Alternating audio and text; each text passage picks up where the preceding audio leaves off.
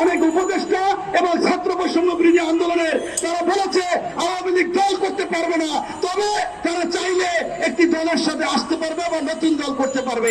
এর মানে কি তোমরা তাদেরকে তোমাদের দলে নিয়ে তোমরা নব্য ফ্যাসিস্ট হতে চাও, তোমরা আওয়ামী লীগের ভাষায় কথা বলো। তোমরা আজকে অনেকের আন্দোলনের কথা অস্বীকার করো। আমাদের ভারপ্রাপ্ত চেয়ারম্যান হবে তারেক রহমান সাহেব বলেছে এই খুনি হাসিনার সাথে 2024 সালে 27 জানুয়ারিতে যারা নির্বাচনে গিয়েছে তারা ছাড়া সকলেই এই জুলাই বিপ্লব আগস্টের ভূমিকা রেখেছে, তাদের সকলের অবদান আছে।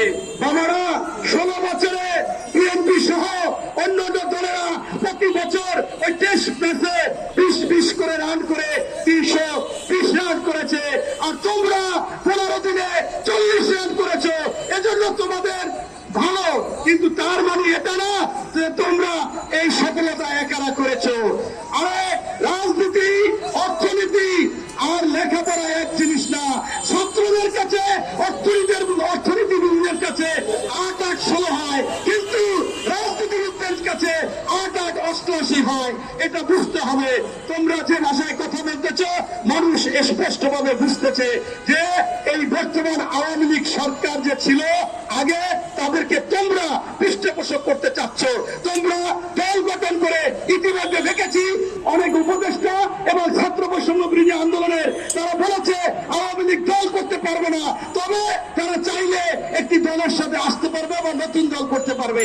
এর মানে কি তোমরা তাদেরকে তোমাদের দলে নিয়ে তোমরা নব্য ফ্যাসিস্ট হতে চাও, তোমরা আওয়ামী লীগের ভাষায় কথা বলো, তোমরা বলো বিএনপির মহাসচিব আওয়ামী লীগের ভাষায় কথা বলে, অথচ আমরা দেখি ওই এক খুনি হাসিনা বলতো উন্নয়ন উন্নয়ন উন্নয়ন। যদি গণতন্ত্রের কথা বলতো তাহলে তিনি গুম করতেন, খুন করতেন, মামলা দিতেন। আর তোমরা আজকে বলতেছো সংস্কার সংস্কার সংস্কার। ভোটের কথা বললেই তোমাদের মন খারাপ হয়ে যায়, এটা কেন চাইলাম? অথচ আমরা দেখেছি এই বর্তমান প্রধান উপদেষ্টা তিনি সকল রাজনৈতিক দলের কাছ থেকে 15 দিনের মধ্যে সকল সংস্কারের কাগজপত্র নিয়েছে, পরবর্তীতে সংস্কার কমিশন করেছে, সেই কমিশনও কাগজপত্র জমা দিয়েছে।